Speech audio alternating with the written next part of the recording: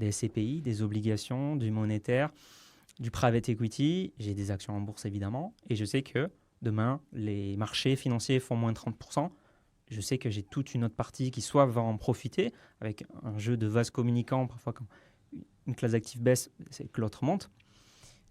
Ou à minima, en tout cas, une volatilité qui va être très faible sur mes autres classes d'actifs. Et je sais très bien que le reste va bien se comporter quand les actions peut-être vont mal se comporter. Et moi, je suis du coup très serein.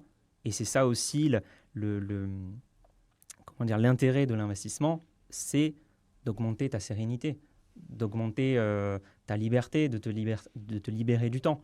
Il y en a à l'inverse, l'investissement, du coup, ils vont passer beaucoup de temps parce qu'ils essayent de se prendre pour des économistes ou des gérants.